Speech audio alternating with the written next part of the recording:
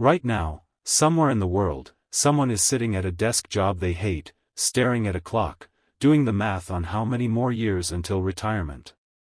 And right next to him, same desk, same job, same paycheck, is someone else.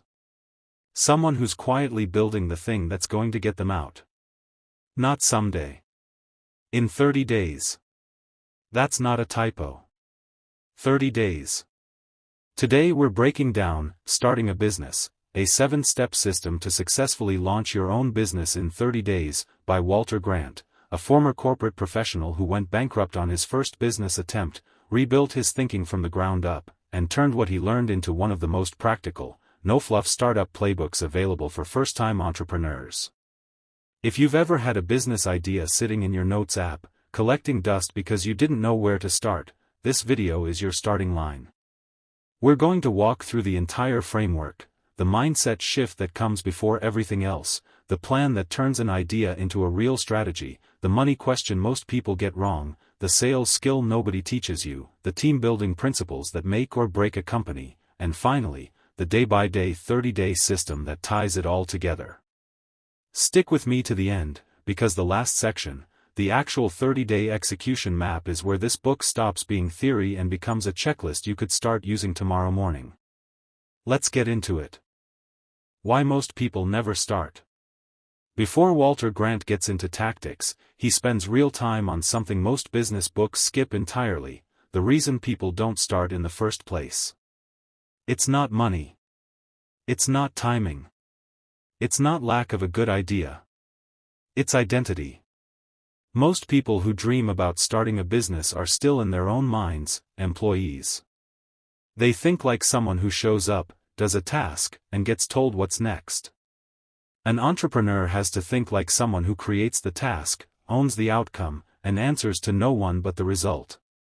That's a completely different operating system, and Grant argues you have to install it before you do anything else, before the business plan, before the funding, before the logo. He's blunt about his own story here, and it's worth sitting with. Grant spent 5 years in the corporate world, then made the leap into entrepreneurship. His first venture didn't work. After 2 years of genuine effort, it ended in bankruptcy.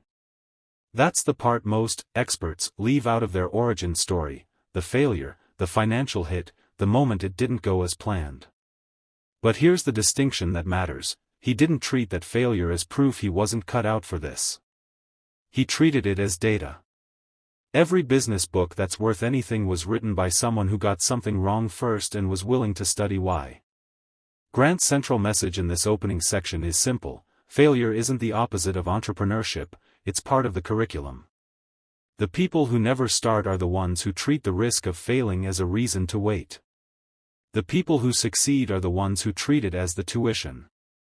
Starting a business isn't primarily a money problem or a knowledge problem. It's a mindset problem first, and a systems problem second. Get the mindset right, follow the system, and 30 days is enough time to go from idea to operating business.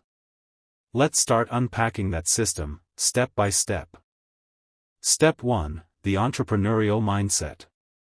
Multiple readers who've gone through this book point to the mindset chapter as the most valuable part of the entire system, not the financing chapter, not the marketing chapter, the mindset chapter.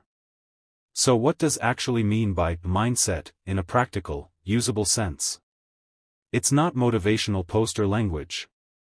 Break it down into a specific set of mental shifts. Shift 1: from permission-seeking to decision-making. Employees wait to be told what to do. Business owners decide what gets done. If you're still waiting for someone to validate your idea before you'll take the first step, you're not in entrepreneur mode yet. Grant pushes the reader to start making small decisions independently, immediately, as practice for the bigger ones coming later. Shift 2: from comfort to tolerance for discomfort. Every single early-stage business owner deals with periods of not knowing what they're doing. The amateur move is to interpret that discomfort as a sign you're on the wrong path. The professional move is to recognize discomfort as the normal weather of building something new, and keep going anyway. Shift 3: from perfectionism to momentum. This one comes up again and again in the book and in reader feedback. the idea that waiting for the perfect version of your business idea is actually a form of procrastination wearing a respectable disguise. Grant's argument is that a flawed business that's actually launched will teach you more in its first month than a perfect plan that never leaves your notebook. He also talks about the specific skills that separate successful entrepreneurs from people who just have good ideas.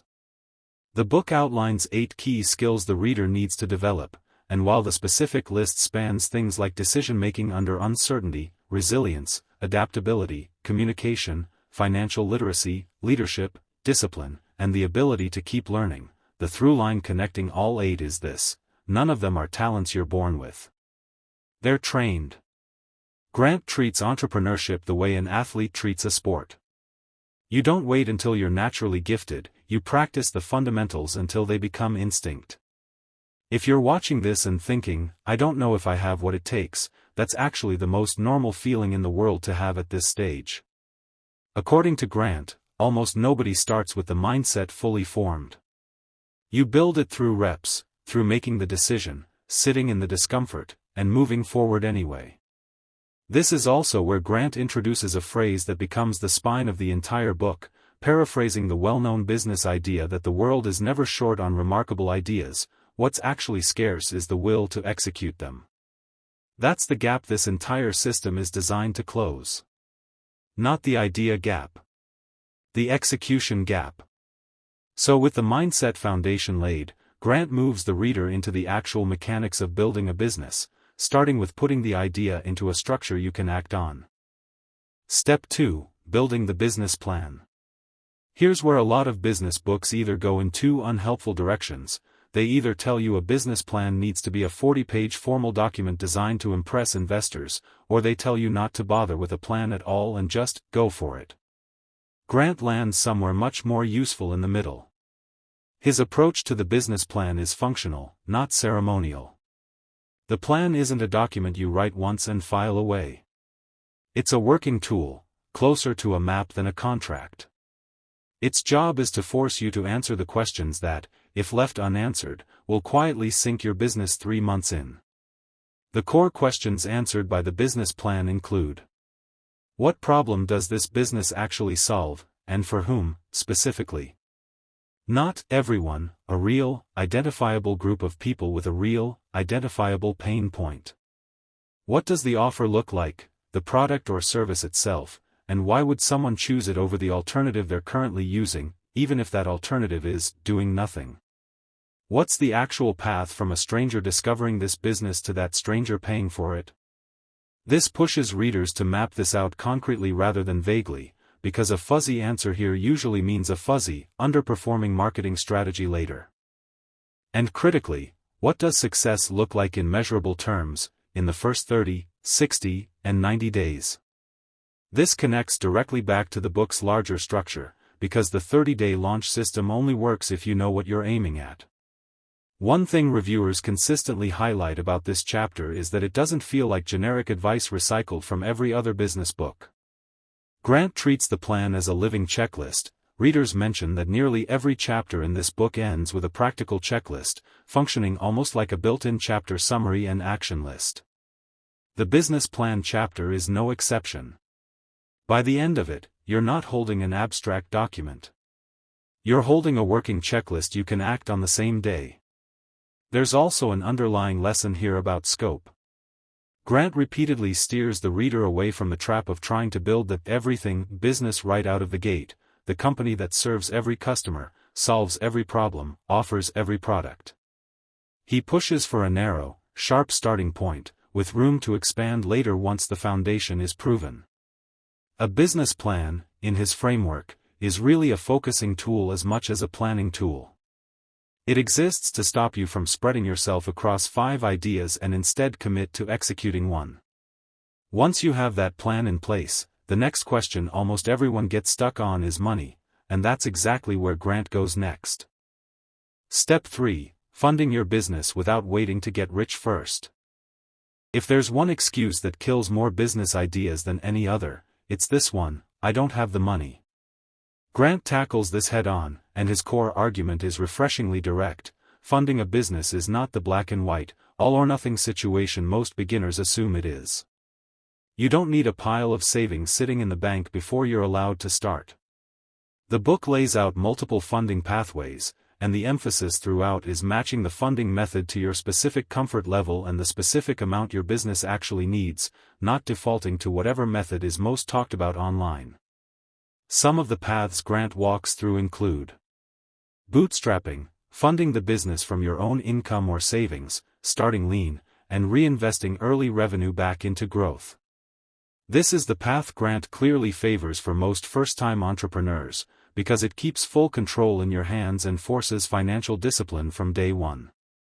Personal networks, borrowing from or partnering with people who already trust you, with the caveat that Grant is careful to stress structuring these arrangements properly so relationships don't get damaged when money is involved.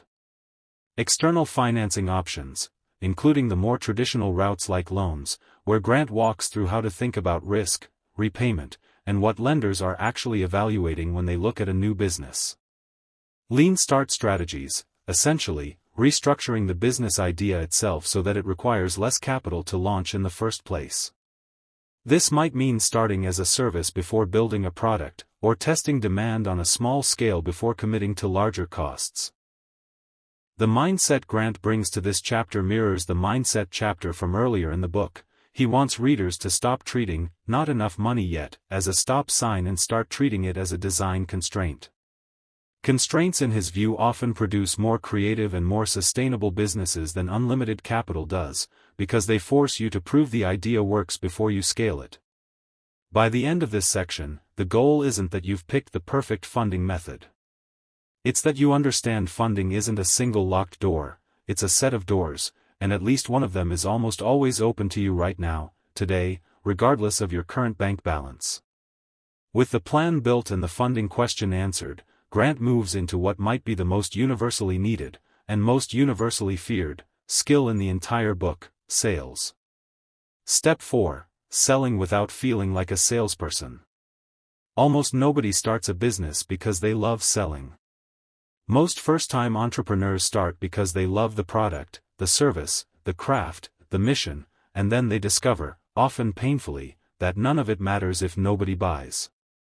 This is the chapter readers specifically call out for tackling something most business books gloss over: how to sell without using the pushy, manipulative tactics that make both the seller and the buyer uncomfortable.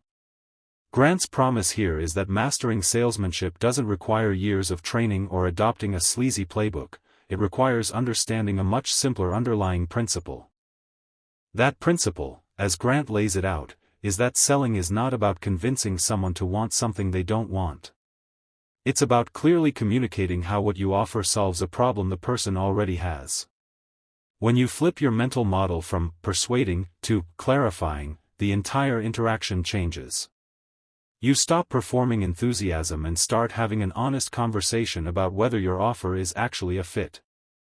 He walks through the practical mechanics of understanding what your potential customer actually cares about before you pitch anything, asking questions instead of leading with a script, and being willing to tell someone your product isn't right for them when it genuinely isn't. That last point sounds counterintuitive for a sales chapter, but it's central to Grant's philosophy. Short-term, turning away a bad fit customer costs you a sale. Long-term, it builds the kind of reputation and trust that brings repeat customers and referrals, which is far more valuable than any single transaction. This connects to another theme that runs through the book: the idea that gaining loyal customers happens by staying genuinely true to your values, rather than by chasing every possible sale. Customers can tell the difference between a business that's serving them and a business that's just extracting from them, and they reward the former with loyalty that lasts. There's also a practical, structural piece to this chapter: building repeatable processes around your sales conversations so that as the business grows, the way you sell doesn't have to depend entirely on your personal charisma in the room. That's part of what makes a business scalable rather than just a one-person hustle. If mindset is the foundation and the business plan is the blueprint, sales is the chapter that actually keeps the lights on. And once revenue starts coming in, the next challenge most entrepreneurs face is one they didn't expect: managing other people. Step 5. Building a team that doesn't break your business. Your employees' mindsets can make or break your business just as much as your own mindset can. Most new business owners think about hiring purely in terms of skills. Can this person do the job? Grant pushes you to think one level deeper. Can this person operate inside the culture and standards you're trying to build, and are they capable of adopting the same forward-moving, ownership-driven mindset you developed back in step 1? This matters because, as Grant explains it, a small business in its early days doesn't have the cushion that a large, established company has. One employee with a poor attitude, poor communication, or a fundamentally different set of standards can do outsized damage to a business that's still finding its footing. There's no large HR department to absorb the friction. The owner feels every hiring mistake directly and immediately. So Grant's approach to team building centers on alignment before skill. He walks through how to identify whether a potential hire shares your standards around accountability, communication, and work ethic, and argues that a slightly less experienced person with the right mindset will almost always outperform a highly skilled person who isn't aligned with how you run things. There is also something a lot of new entrepreneurs avoid out of fear of seeming difficult: setting clear expectations early and often. Vague expectations lead to vague results, and then to resentment on both sides when those results don't match what the owner had in mind. Grant pushes for clarity from day one. What does excellent work look like? What does the team's communication rhythm look like? What does accountability look like when something goes wrong? The deeper lesson in this section ties back to the book's central theme. Just as you had to shift your own mindset to start the business, you now have to actively shape the mindset of everyone you bring in to help run it. A business, in Grant's framing, is really just a group of mindsets working in the same direction. Get that alignment right, and the team multiplies your effort. Get it wrong, and the team multiplies your problems instead. Step 6, the 30-day game plan. This is the chapter that turns Starting a Business from an interesting read into an actual operating manual, and it's the part of the book reviewers point to again and again as the thing that made all the earlier chapters feel workable instead of overwhelming. Here's the core idea behind this final section. Every principle covered so far, mindset, planning, funding, selling, team building, gets compressed into a structured, day-by-day sequence designed to take you from "I have an idea" to "I have an operating business" in 30 days. The genius of this approach isn't that 30 days is some magic number. It's that breaking an enormous, intimidating goal, start a business, into a sequence of daily, achievable actions removes the paralysis that keeps most people stuck at the idea stage indefinitely. Grant's underlying belief, consistent with everything earlier in the book, is that big outcomes are just the accumulation of small, consistent actions taken in the right order. In broad strokes, the structure moves through phases that mirror the chapters we've already covered. The early days are dedicated to locking in the mindset work and finalizing the core business idea, narrowing it down to something specific, testable, and real, rather than staying in the abstract, someday, version of the idea. The following stretch is built around constructing the working business plan, defining the offer, the audience, and the path to that first sale, using the checklist-driven approach from the planning chapter. A middle phase addresses the practical setup, the operational and financial groundwork that has to exist before a business can legally and functionally take customers, paired with finalizing how the business will be funded in those critical early weeks. The later days shift heavily into action, actually putting the sales approach into practice, making the first real offers to real potential customers, and adjusting based on what the market tells you. And the final stretch of the 30 days is about solidifying what's working, starting to build the early team or support structure if needed, tightening the systems that are functioning, and setting the business up to continue past day 30 under its own momentum rather than needing a special launch period forever.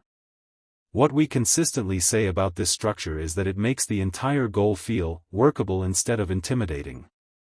That phrase shows up again and again in our reactions to the book, and it captures exactly what Grant is going for.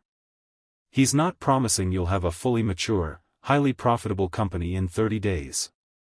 He's promising that in 30 days, if you follow the system, you will have moved from a person with an idea to a person who owns and operates a real, functioning business. Everything after that is growth, but growth is a fundamentally different problem than starting, and it's one you're now equipped to solve because you're no longer starting from zero. Step 7. what take away from this book? So let's zoom out and ask the question that matters most. What is this book really about, underneath all steps? It's about closing the gap between having an idea and having a business. That's it. That's the whole thesis. Grant doesn't mean that entrepreneurship is easy, or risk-free, or guaranteed to work. His own story, 5 years in the corporate world, a leap into entrepreneurship, a venture that ended in bankruptcy after 2 years, makes clear he knows exactly how hard and how unforgiving this path can be. But that failure became the foundation for a system designed to give the next person a more direct, more structured path than he had. The through line across mindset, planning, funding, sales, and team building is consistency. Each step depends on the one before it. You can't sell effectively if your offer isn't clear, and your offer can't be clear if your plan is vague, and your plan won't survive contact with reality if your mindset isn't built for the inevitable discomfort of building something new. The 30-day system works specifically because it forces all of these pieces to develop together, in order, on a timeline that doesn't leave room for endless second-guessing. If there's one idea to carry away from this entire summary, it's the one Grant essentially builds the whole book around: the world isn't short on good ideas. It's short on people willing to execute them. Reading this book, or watching this audiobook summary doesn't close that gap by itself. Only action does. The system Grant lays out simply makes that action more structured, more achievable, and a lot less intimidating than most people assume it has to be. If this breakdown gave you some clarity, hit subscribe and turn on notifications. We summarize one high-impact business and entrepreneurship book every single week, and these breakdowns are built specifically for people who are serious about building something of their own, not just consuming content, but applying it. Drop a comment below and tell me what is the one idea you've been sitting on, the one you haven't started yet? Sometimes just saying it publicly is the first small action that breaks the inertia. I read every comment, and I want to know what you're building.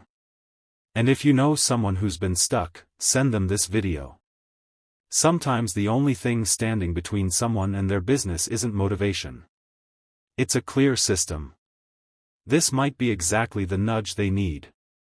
Thanks for watching, and I'll see you in the next one.